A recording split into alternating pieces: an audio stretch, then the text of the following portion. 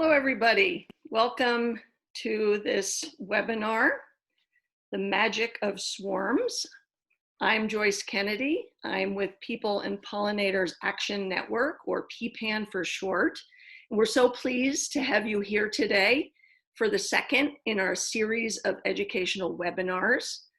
Please keep your eyes out for other opportunities to connect via this platform. And also, please reach out during or after this presentation with questions, or if you'd like to connect with PPAN.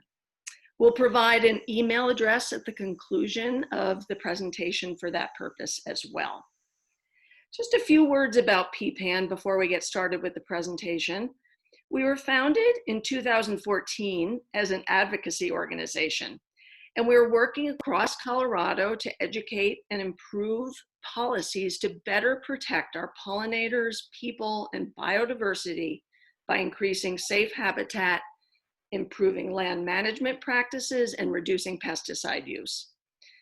We're building strong relationships and partnerships at the state and local level, and these connections are particularly important since we're working to address the many threats to pollinator health. And since this work we do is unique in Colorado and really regionally, the simple message for all is that we can support pollinator health by planting flowers and not using pesticides on our properties and in our gardens, and to ask others to do the same. We'll be keeping the audience muted during the presentation. Please do use the chat box to introduce yourself if you'd like, or to ask questions. We'll do our best to answer some of those at the conclusion of the presentation with the time we have left, and still conclude promptly by 1 o'clock. I will stay on Zoom following the formal conclusion on the program if anyone would like to connect immediately. And we will be recording this and posting it to our YouTube channel soon. We will send that link out afterwards. And so we're lucky to have Beth Conrey with us today. She'll be presenting. She is the co-founder and a co-chair of PPAN. She is on the board of the Pollinator Stewardship Council, and she's the former president of the Western Apiculture Society, the Colorado State Beekeepers Association, and the Northern Colorado Beekeepers Association. Beth is owner of Bee Squared Apiary, which is a chemical-free 100-hive beekeeping business in Berthoud. They produce terrific honey, gorgeous beeswax candles, and indulgent soaps. And with that, I'll let you take it away, Beth. Well, thank you, Joyce. Let me get my first slide up here for everybody and tell everybody thank you, welcome. I appreciate you coming and checking out our Magic of Swarms. So right now is swarm season, and there's nothing that makes a beekeeper happier than swarms, as long as they are somebody else's. So what is a swarm? Well, here's the definition of a swarm. And I think probably most of you may have seen the photo on the left, which is a ant swarm.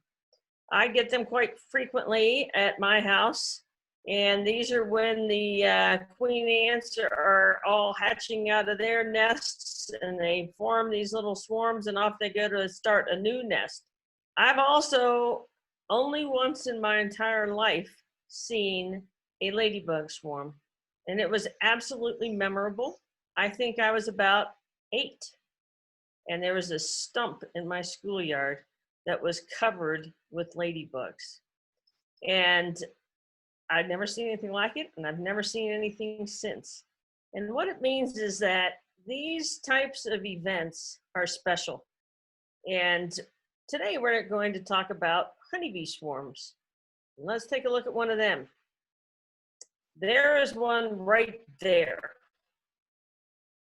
And honeybee swarm this time of year, and let's talk about some of the aspects of honeybee swarms here in these next few slides. So why do honeybees swarm? This is the natural way in which the entire colony reproduces itself. So the queen is sort of continuously laying eggs for about 8 months out of the year here. But in the springtime, they go all out, and instead of just replacing individuals within the colony, they're actually replacing the colony. And they're not replacing it, that was a misstatement. They are dividing the colony. So where there used to be one, now there are two or more. Typically, what triggers this is that the queen has run out of laying space. And that means that there are not enough cells for her to lay eggs in, and she starts getting discomfited by this. So that's one of the reasons, the primary reason they think that colonies swarm. The first swarm is called the prime swarm. And this is the largest swarm to emanate from the hive. The prime swarm is the 3 to 10 pounds or more. Most of these run right into the 3-pound range, but they do occasionally get quite a bit larger than that. And I have heard reports, and no joke, of 30-pound swarms, although I can't imagine seeing one. And the first prime swarm leaves with the original queen that was in the hive. Then we have subsequent swarms. And I should backtrack to say that I've been reading a book by a guy who knows way more about swarms than most of us, and his name is Tom Seeley. And Tom is with Cornell University Dice Honeybee Lab. And he has done a tremendous amount of work on swarms and how swarms operate and how bees operate actually in the wild. But yesterday when I was reading this book on the way back up from Denver, he said that original prime swarm is likely to occur if a colony successfully overwinters 89% of the time. Interestingly enough, he started talking then about subsequent swarms or after swarms. And the bees do not put all their eggs in one basket when they are getting ready to swarm. They will build a multitude of queen cells. And when they build these multitude of queen cells, there's a whole bunch of ways that these queens can hatch. When they hatch and there's still pressure on the population numbers within that hive, they will go ahead and send out an after swarm. And the after swarm will leave with a virgin queen or sometimes more.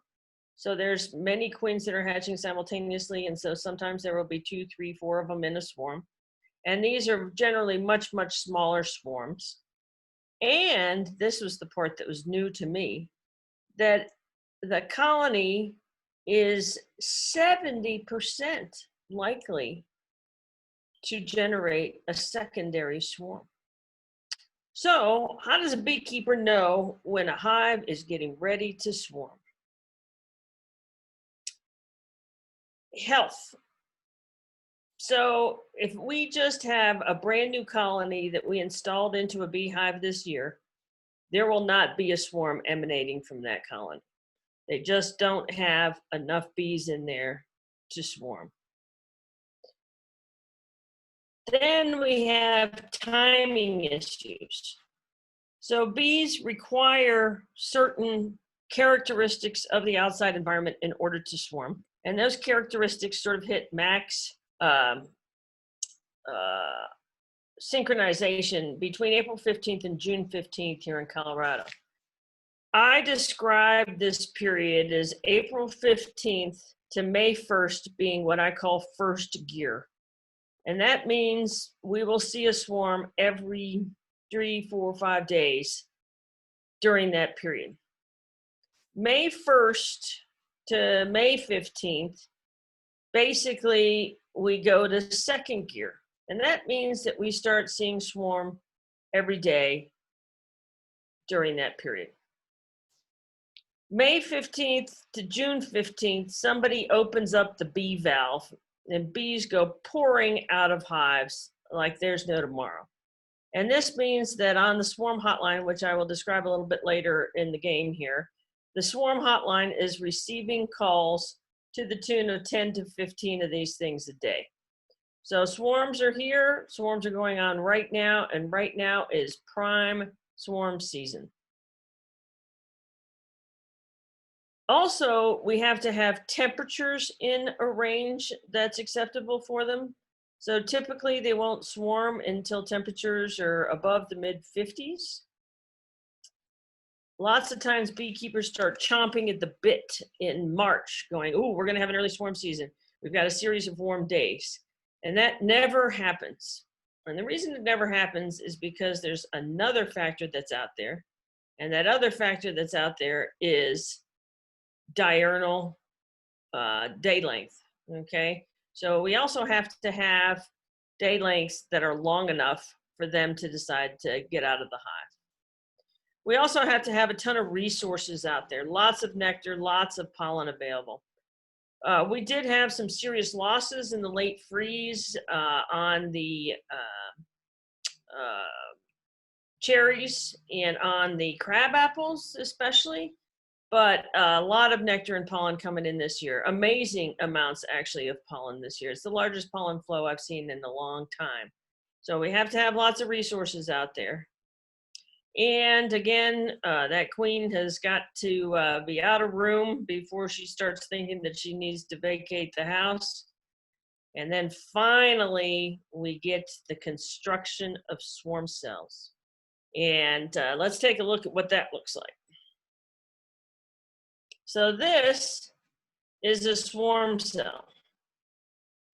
And it is a peanut-shaped cell located at the bottom of a frame in a Langstroth hive.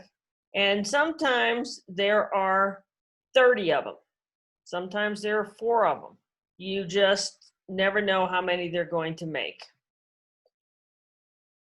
That is the cell that the queen hatches out of. And if you're looking at that slide, all those little cells above it are the ones that the worker bees hatch out of. But this peanut-shaped one, the queen hatches out of. And she is going to hatch out of that in 16 days. But on the 8th day, it is going to be capped. And when it gets capped, that means that the swarm is getting ready to head out the front door.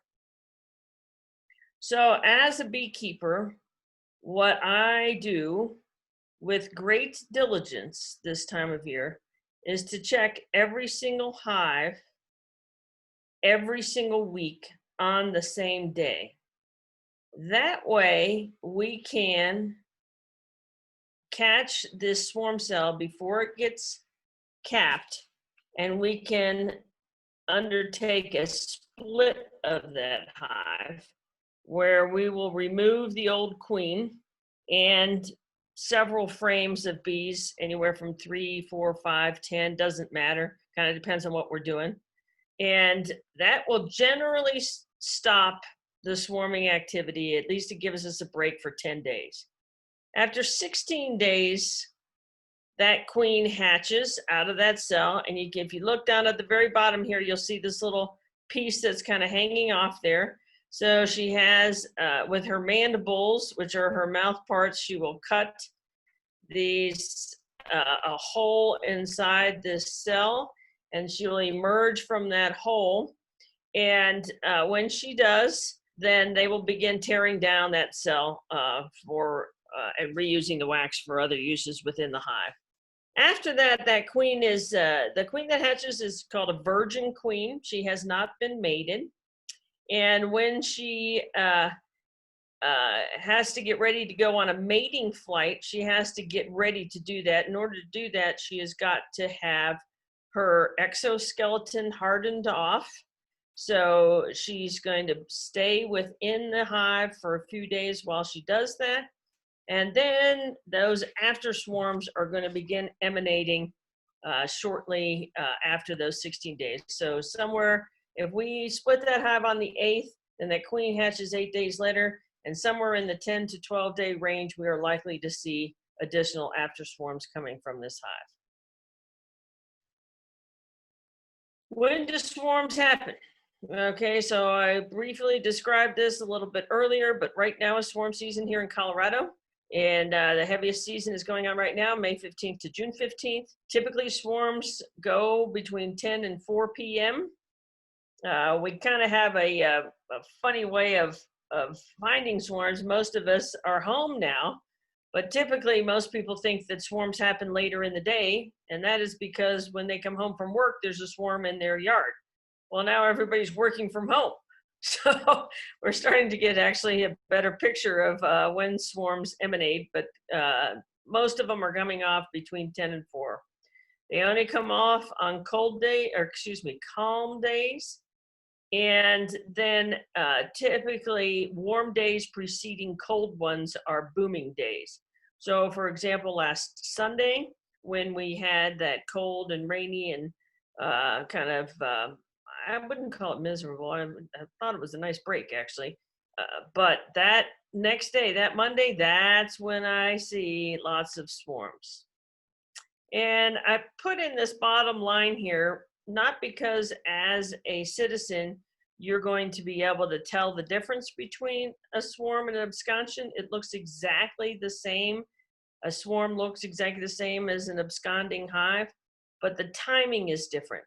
So if you see a swarm very late in the season, and by late in the season, I mean August, September, October, that is a hive that has left, just vanished. It didn't divide, it absconded. And typically those absconsions are caused by a high infection rate of something. And mostly it's mites these days. But there is a difference between a swarm and an absconsion, and I wanted to mention that so that you understood if you saw one late in the season what was happening there. Okay, where do swarms happen? Well, this picture here is of a swarm in a tree. And I would say that most of the calls that we get have a swarm in the tree. And typically swarms go from ground level to about 15 feet. Some of them go exceedingly high, but most of them are going to be in that range. They head to fence posts or fences. Get them all the time on those types of things. I love this photo. This is looks like one of those little men with their hard hats on. I can't remember what those little things are called, but this photo is just a fire hydrant. And then of course we have them land on bikes, we have them land on cars, we have them land on all sorts of things. So why do they pick where they pick? Well, they're just following the pheromones of a queen. And that queen, especially on that prime swarm, she hasn't flown since she had a mating flight. And that mating flight could be 2, 3, 4 years ago. So she is a lousy flyer is what it comes down to. And basically she heads out the front door and hits the first thing that has some vertical relief to it and stays there. And at that point, they send out scout bees, and I'm going to talk about scout bees here in a second. Okay, so people always want to know how we catch a swarm. And these are a series of videos that I put together for you. So I'm going to play them in sequence. I guess I wasn't paying very good attention when I was doing these because every single one of them starts out with something to the effect of, so you can see. And I apologize, but you're going to hear that 3 times here. So let's play this first one. As you can see, I've got a box set up right underneath these girls. I'm going to shake that branch, and hopefully they'll all fall in that box, like what they find, and stay put. Okay, as you can see, we've got some motion here. There's a hole in this top of this inner cover. And all of the bees are starting to fan their wings and point towards that hole. They're letting all the other bees know via pheromone communication that this is where their mother went to. And as you can see, there are no more bees in the shrub, and all the bees are in the hive. Okay, so that was a swarm that came out of one of my hives last week. And so I took the opportunity to video it. And let me do a little bit more description on what's going on with these 3 pictures. First, the hive that is underneath there is a Langstroth hive. That is the most commonly used hive in this country. And it is something called a movable frame hive.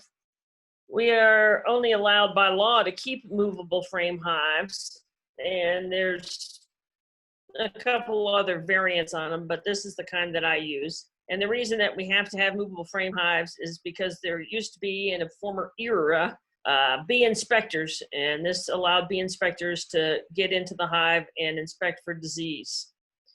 In the second photo, and I was by myself catching this, but what I did was I whacked this branch right above this swarm, and that swarm hit squarely on top of those frames.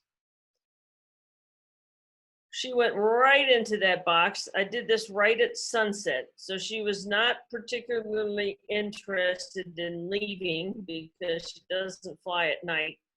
And so all of those bees went straight into that box. We're happy as little clams. I set that box up in a particular sequence for them so that they have all of the resources they need to start a hive. We give them something called drawn comb, which means the queen can immediately begin to lay. We give them honey frames so that they have got honey that they can utilize for feeding themselves and for feeding babies. We have got a pollen frame in there. And the pollen frame provides more food. Honey is the carbohydrate form of, or nectar more precisely, the carbohydrate form of a bee diet.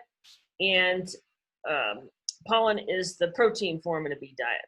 So this piece of wood that I put over those frames in the first picture is called an inner cover. And in that inner cover, if you look at the right side photo, you will see that there's a notch in there. And that notch is what all of the bees in the middle photo are fanning their wings and emanating a particular swarm pheromone from a gland called the Nasonov gland that directs all the bees in the air, as well as the bees remaining in the shrub, into that hole so they know that that's their new home. It's an incredibly effective communication tool. It has a very distinctive odor and a very pleasant odor. And when they, I caught a swarm once that was like literally 25 feet in the air. And I watched the bees that were down on the box do the Nasonov gland emanation of that scent. And it looked like a drain of bees, like you would see with water, just coming out of there like a little tornado right straight down into that box. And it took a while for him to call them out of a 25-foot space, but they did get them all in by the time the evening rolled around. People ask all the time, how many bees are in a swarm? Well, this little one on the left-hand side I took when I was down in Mexico in November. And that is an Africanized bee swarm. So Africanized bees are a subspecies of honeybees, Apis mellifera scutellata. And so Africanized bees operate very much differently, and they have a tendency to swarm quite frequently in these minuscule little swarms. So that swarm's probably a cup and a half, and my guess is there's maybe 500 bees in there. The whopper on the right, however, if you were looking at that, you'd have to go, wow, that is a pretty decent sized swarm. And indeed it is. So a typical swarm weighs in at about 3 pounds. This one here probably weighed in at close to 8 pounds. 8 pounds, let's see, I believe there are 1,500 bees roughly per pound. So you can do the mental math on that and figure out that there's 12,000 bees in there. That's a lot. And they're, so swarms vary in size, but again, they can go from this left side photo all the way up to quite large, 10 to 12 pounds average maybe, but most swarms are going to come in the 3 pound range. Okay, here is a fabulous illustration of the Nasonov gland in action. And all of these bees, you can see, have their little bee rumps up in the air, and they are all pointing towards this inner cover. And you'd have to be an idiot of a bee 20 foot up in the air to not figure out that that's where you're supposed to be going to. And as soon as you see this behavior, you know you have the queen and she is where you want her at. If this is happening on the branch or in the tree, no luck. You've got to keep at it. We don't look for the queen when we're looking at a jillion bees. We just look for this behavior, and that is the indicator that we have got that queen inside that box. Are swarms dangerous? Heck no. Okay, honeybees are defensive insects, not aggressive insects. Honeybees are the most beneficial insect on the planet. And so in this particular case, a swarm has nothing to defend. They no longer have a house. They gorge before they leave the hive on stores so that in case they are stuck without a home for a few days, they have food to get through to it. So they have no food, no house, and they have no babies. Okay, there's no larvae, no pupating going on to take care of. And so swarms are gentle as can be. This photo is again from some hives that are in my backyard, and these girls, I call them netted up when they look like that. They are all just clinging to each other, and you can go up and poke them, and they kind of like flex like a half softened football or something, you know, that has that same sort of tension to it, but it gives. And so the kids were messing around with them. Okay, are they disconcerting? Oh, yes, they are. Okay, so if all of you do not have your volume all the way up, now is the instant to turn your volume all the way up, and I'm going to play this video. And this is a video of a swarm while it's before it has formed that swarm of all the pictures that we saw previously, those bunches of bees inside on a bike or on a tree or whatever. This is a swarm actually in the air, and it's super cool.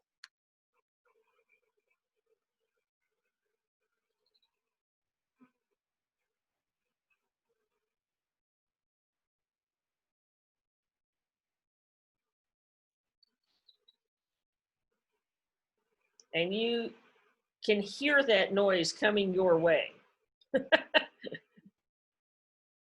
And that is 30,000 bees in the air.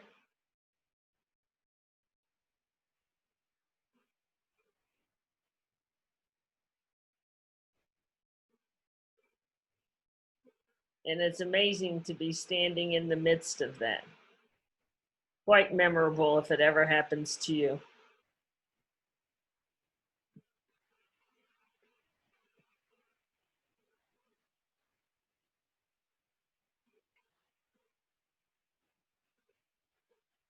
And if you look in the back on that tree, you can see that they're just beginning to get formed up right there on that tree.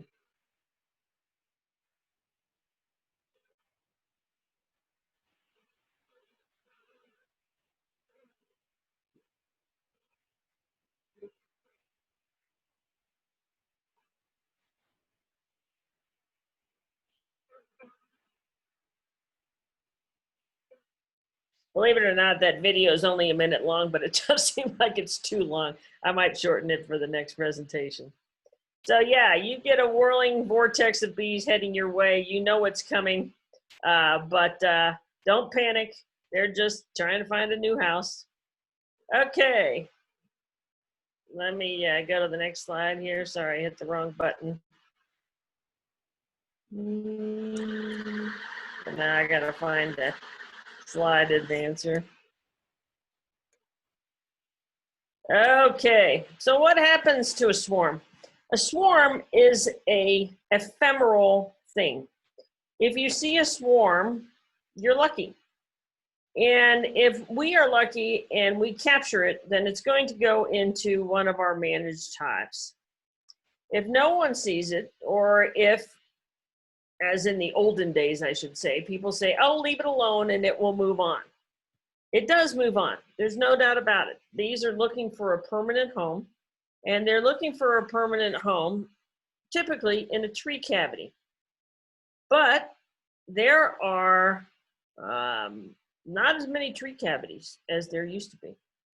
And now, especially in urban environments, we have our new favorite locations, which are soffits and deck support posts. And I cannot begin to tell you how many bee swarms we pull out of deck support posts. They make bees exceedingly happy because deck support posts are built with a 4-inch center post with a 16-inch surround.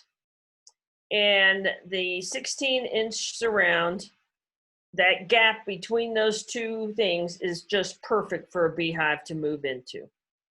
So once we have them in a swarm situation, we want to grab them. So we encourage people to call us, and on the next slide, I'll tell you what to do.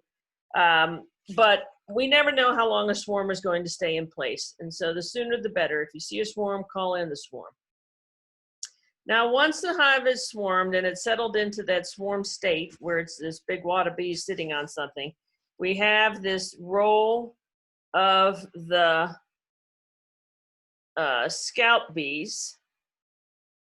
And the scout bees are the little bees that are going out, and they are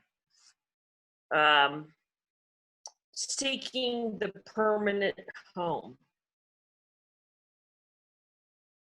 So the permanent home has got to have a series of criterion attached to it. And typically this criteria is space, height, entrance size. And so these scout bees are going to go out and they're looking at all of these places, and they're trying to determine how big they are and how protected they are and how suitable they are for the swarm to move into. And when they come back to the swarm itself, they go to the dance floor to convey this information. And you will have competing scouts that are trying to extol the virtues of their particular locations that they have found.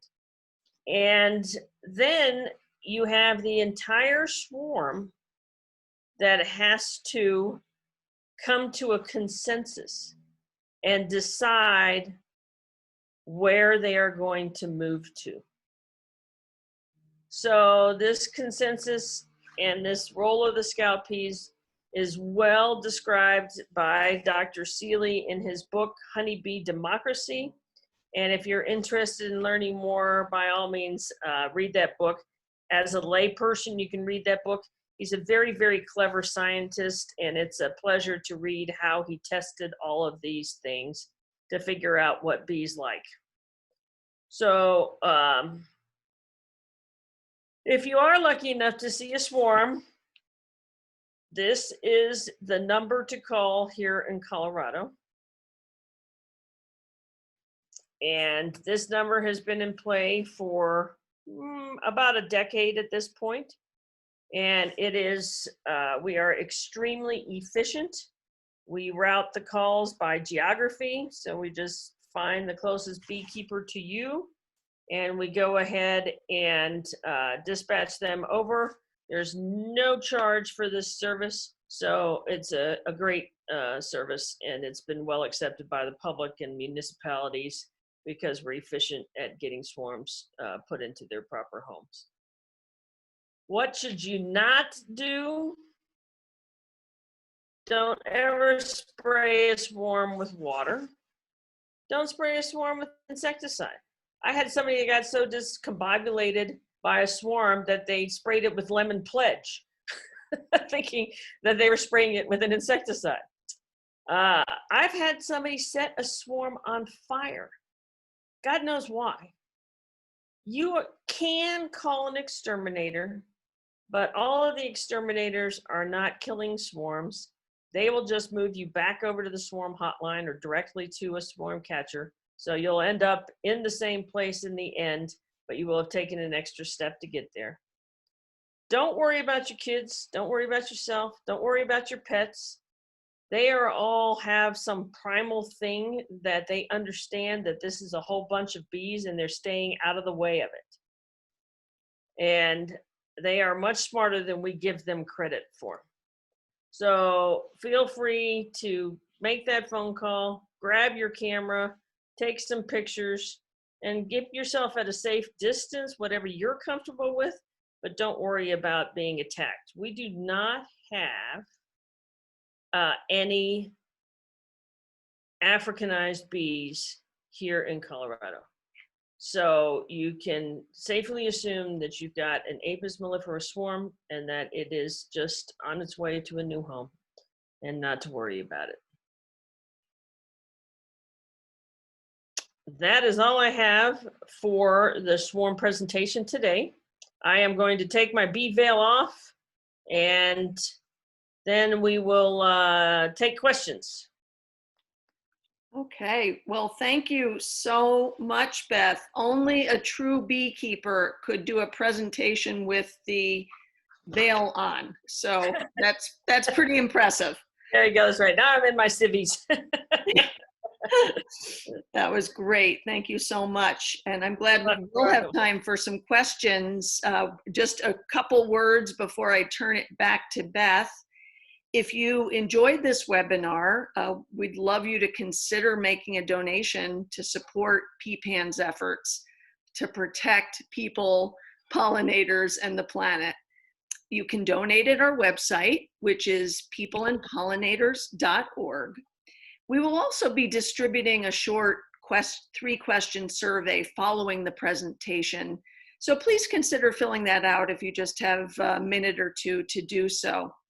And also, if you did sign up for this webinar, you are on our email list to receive our monthly e-news, and that's full of information about pollinators, biodiversity, healthy environments, as well as upcoming webinars and other events that we have in the works. So I will turn it back to you for questions, Beth. I've jotted down a few that came through in a private stream. So why don't I put those out to you first, and then we can turn back to the chat box. Oh, okay, sounds great. Okay, so I have a question. Is prime swarm queen superseded often after the swarm has established its new nest? Okay, so well, that will vary, but probably not. Okay, so the prime swarm leaves with the old queen, and if the old queen is happy and healthy, then they do not have any interest whatsoever in superseding her. So I should probably clarify to the rest of the folks on the call that there's a difference between a swarm queen and a supersedure queen. A supersedure queen is the same cell, but it's positioned differently on the frame. So instead of being across the base of the frame in the lower third, they are generally located in the upper third of the frame. And the supersedure cell means that the queen pheromone is beginning to fail. And the bees know that she is not as strong as she used to be, and that they need to get themselves a replacement queen. So they will supersede that queen under those circumstances. Okay, the next one is, can swarms be installed on drawn combs? Oh, heck yeah. Okay, so making wax is incredibly hard on a beehive. It takes approximately 10 pounds of honey to make 1 pound of beeswax. And if any of you have any semblance of a fingernail, you can look at the white part of your fingernail, and that amount is what a bee makes in its entire lifetime. It's a flake. So it's very energy intensive to make wax. So if you can give a hive drawn comb where they don't have to make that wax, it is much quicker. It's actually the greatest asset we have as a beekeeper is drawn comb. So yes, if you can install them on drawn comb, you absolutely should. Okay, next we have, should swarms be treated for mites? And if so, what method do you suggest? I would not treat for mites myself. And I'm sure there's an uproar going on in the background as I say that, but my logic is as follows. One of the features of mites is that mites are generally located in brood. So it is estimated that 90% of the mites are under the cappings of the brood, and 10% of them are what's called phoretic mites, which are wandering around on the adult bees. We have a swarm that just left a hive. It didn't take brood with it. It left brood there. So my gut tells me that there's not a whole lot of mites on that swarm, and there are risks associated with various mite treatments, and I would not treat for mites on that swarm, and that's why. Okay, is once bees leave a property, is the ownership of that swarm lost once they leave the property? Like, I'm guessing somebody's asking a legal question here, I think so. and I have no idea. Generally speaking, I would say that swarms are finders, keepers, losers, weepers. Okay, that sounds very legal. Yeah, legal indeed. Yeah. Okay. But yeah, we get swarm calls all the time. Most of the swarm calls that we've had this year have been from beekeepers' hives. And many times beekeepers have made attempts to split successfully and have been successful in the splits, but then had after swarms that they did not have room for in their own hives. And they'll call a swarm catcher in and give them those bees to take care of. Nice. Can honey with a known source be fed to swarms? And if so, what would be the ratio of honey to water? I believe that there is a recommendation to not feed honey to any bees unless it's in the frame, and certainly not mixed with water. Okay.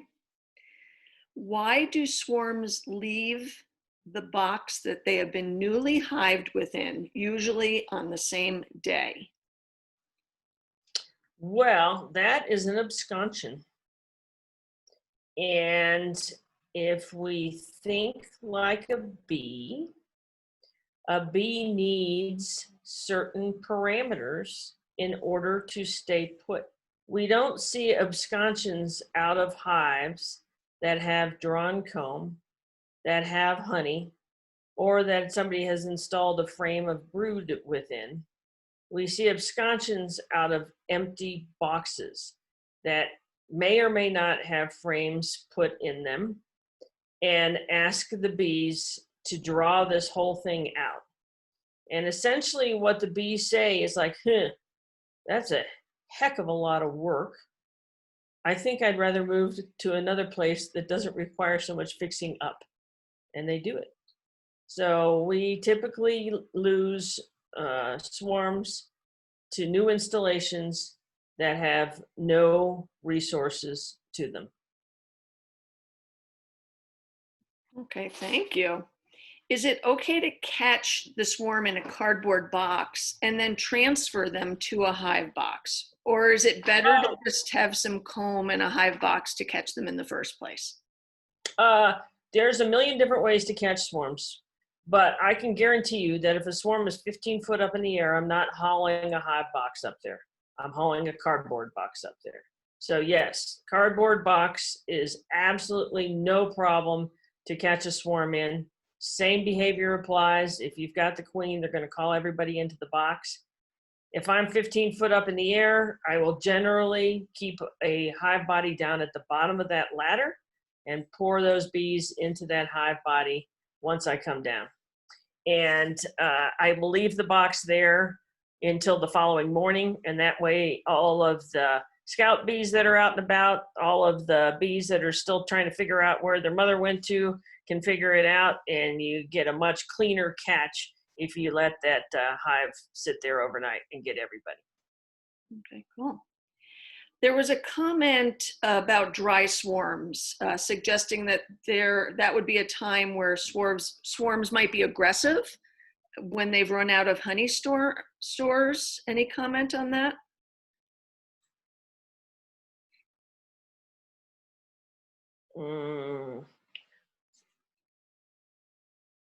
I would say that if I was swarming on an empty stomach, I would be a pill.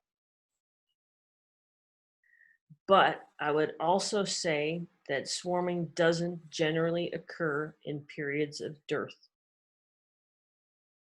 Swarms are occurring the opposite in periods of tremendous inflow of resources. Okay, that makes good sense. Now, you said you shouldn't feed them honey, but someone has heard that to spray the swarm with water or sugar water when catching them into the hive box is okay. Yep, is that the case or not? Fine. That's fine. I don't do it, but if you want to do it, go for it. What it makes for is a bunch of real sticky bees. Okay, and so since you can catch them without it, I generally catch it without it. But people have 1,000 different ways of catching swarms. 1,000 different ways of catching swarms. And so while I am tremendously successful at catching swarms, I am not successful 100% of the time. And so that always leaves room for opportunity for trying new things and different ways of doing stuff. And certainly catching bees, I teach a class on actually how to catch a swarm, and I have a series of swarm pictures. And certainly the techniques employed in catching a swarm that looks like a cow pie on a park sidewalk is a little different than catching a swarm that's 15 foot up in a deciduous tree, which is substantially different than catching a swarm that is on the trunk of a blue spruce. So all of those require different techniques and different tools. Nice. Well, you're getting lots of thanks for your presentation, and there still are more questions. Say you catch a swarm, drive it more than 3 miles away, will they re-swarm if they don't like where you've put them? Yeah, they will absolutely re-swarm if they do not like where you've put them. So that is why, since we have actual beekeepers on this call, I am going to talk a little beekeepers here, okay? So I run 10 frame Langstruths, and I count frames from the center. So left of center is 1, right of center is 2, all the way out to 9 on the left, 10 on the right. Numbers 1 through 4 I set up with drawn comb. Numbers 5 and 6 I set up with honey. And I make sure, by the way, that one of those drawn comb frames is also a pollen frame. And then I set up 7, 8, 9, and 10 as foundation frames. So I'm thinking like a bee. What does a bee want? A bee wants a place to lay eggs, a bee wants food, and a bee wants room for expansion. And we have provided them with all 3 of those things. We never lose a swarm, ever. Okay, they like that arrangement. So if you're not using that arrangement, you should, because it's really effective. Okay, there's been some discussion about royal jelly. Can you explain where royal jelly comes from and whether or not bees can, well, why don't you just address that, where royal jelly comes from, please? Okay, I can kind of see what's going on here with respect to some of the discussion here. Okay, so Mitch is correct that Sabina, the queen does not make the royal jelly. The royal jelly is made by the hyperpharyngeal glands of the nurse bees, and all brood whether it's drone, worker, or queen, is in a soup of royal jelly for the first few days of its life.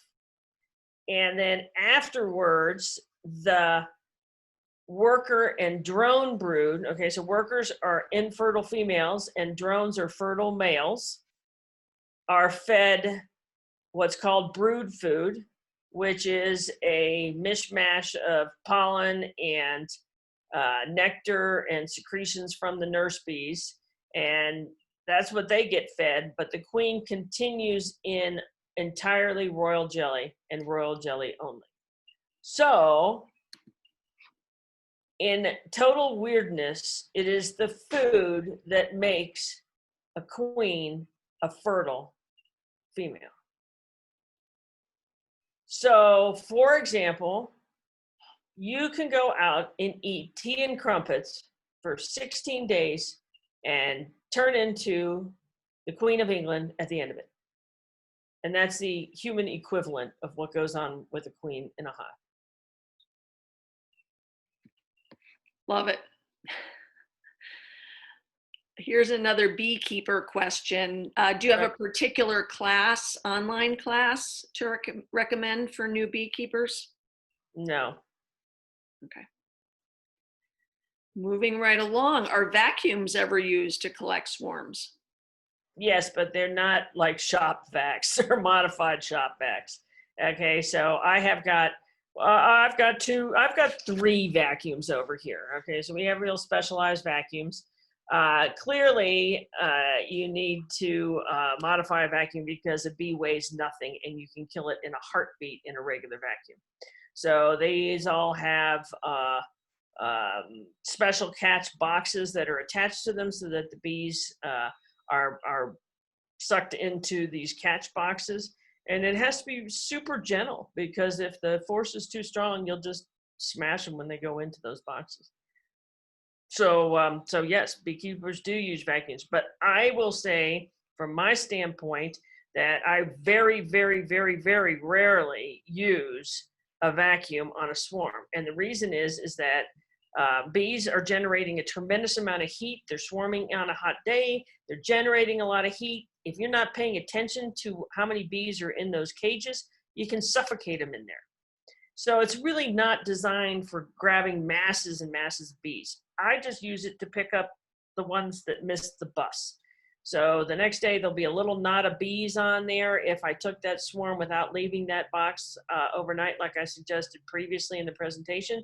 And I will use a vacuum to go pick up that little knot of bees, but I won't use the vacuum to pick up a swarm. Nice, thoughtful answer. Can swarms carry American foul brood in their stomach? Is this a consideration when hiving swarms? No. American foul brood is present at all the time. European foul brood is present all the time. Mites are present all the time. Nosema is present all the time. Everything is present all the time, okay? But something has to make it go virulent. And in order for it to go virulent, you have to have some other stuff go haywire, okay? So American foul brood is no more of a concern in a swarm than it is in your hive. And it's something that you need to look at the data that's presented to you once that queen starts laying and determine whether they have a virulent form of AFB or they're just a regular old swarm. And AFB is not common, but it is terminal. And so if you have American foul brood, you need to be able to recognize the symptoms of American foul brood. And you need to, for the last 400 years, there's only been one way to take care of American foul brood, and that is to burn the colony and burn all of the equipment. About 3 or 4 years ago, we had a gentleman come over here from Utah State University, and they have put together a phage. Phages, don't ask me, I'm not a scientist, I don't know enough about phages to tell you. All I know is that the phage attacks the American foul brood, and it is possible to now actually treat American foul brood instead of burning the colonies. You still have to have Per the VFD, the Veterinary Food Directive, you still have to have a veterinarian's prescription in order to acquire the phage, but you can get phages now.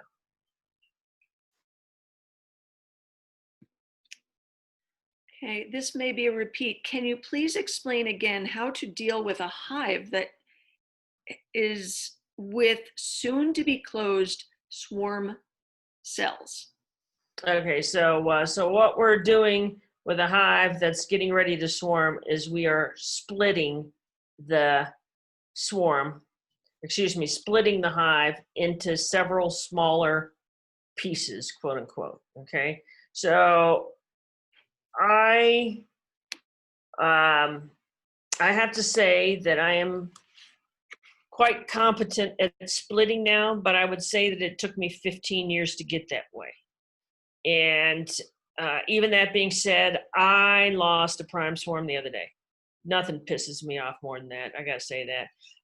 And I lost a prime swarm because I absolutely must have missed the construction of a queen cell when I was going through the hive. So I am not perfect at it yet, but I am much better than I was. And in order to split a hive, essentially what you're trying to do is address the issue of space. And I always take the old queen. So essentially, I'm forcing a swarm by taking the old queen. And I take the old queen and I take her without any swarm cells, and I take her with 3, 4, 5, 6 more frames of bees. And again, we're trying to divvy up these resources. So I'll take them with capped brood, I'll take them with open brood, I'll take them with honey frames, I'll take them with pollen frames, I'll take them with all of the resources that they need. And I will put them into another hive, and then I'll replace those frames with opportunities for expansion in the other hive. So I'll either replace them with drawn comb or I'll replace them with foundation frames so that the original hive still has room for growth, but it manages the space considerations that were causing the swarm cells to be formed in the first place. Okay, well, it shows that you need a lot of years of experience to be a beekeeper, Beth, and you're still refining techniques after these years. I have to say that what has kept me interested in bees for 20 years is the fact that there's not a single day that goes by where I cannot go out there and go, huh, I have no idea what on earth you are doing in there or why. And yesterday afternoon, I had the perfect one. And if anybody wants to hear it, stay on. If you're done, get off. Thanks a bunch for coming. But for those of you who want to hear it, here's what it was. A hive, the bottom thing on a hive is something called a bottom board. The next piece up, going vertically, is a screened bottom board. Then we have the hive bodies, 2 of them. Then we have the inner cover, the thing with the knots that the bees are all going into. And then we have a telescoping outer cover that fits over the whole mess. And I go into a hive that we had to close up last week for a pesticide application. And when my husband went to go release them, he took a picture of the back of the hive, and it looked like there was a swarm attached to the back of the hive. But he didn't show me that picture until later on that day, and it was like, that was a swarm. I said, well, let's take a box out there tomorrow morning, because we were moving a hive out that direction. I said, let's take a box out there and see if we can find that swarm, because it didn't probably go too far. So we took a box out there, 5:30 the next morning, looked around the orchard. Nope, there's no swarm sitting out there. So fine, we take the hive over to where we were taking it to. And then yesterday, I go back to the hive. So that was Saturday. Yesterday is Wednesday. We go back to the hive, and I am starting to work these bees. And these bees are nervous Nellies. Okay, they're skittering around. They're not happy. Their tone's wrong. Their world is not right. And it's like, what is wrong with you girls? And I'm looking on the back side where the swarm was at, And in between the bottom board and the screen board are all these bees going in and out, like it's a front door.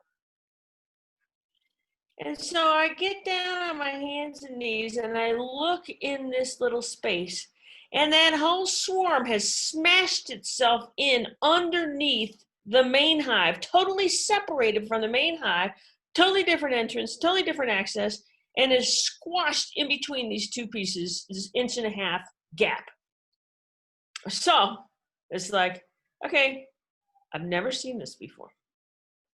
So I decide how I'm going to fix it. Okay, and so what I did was I took the whole hive apart. In my car, I had another bottom board and another screen bottom board. And I took them and I taped them together with Gorilla Tape so that they couldn't get into that gap. Then I took the whole hive apart. So I took the hive bodies off.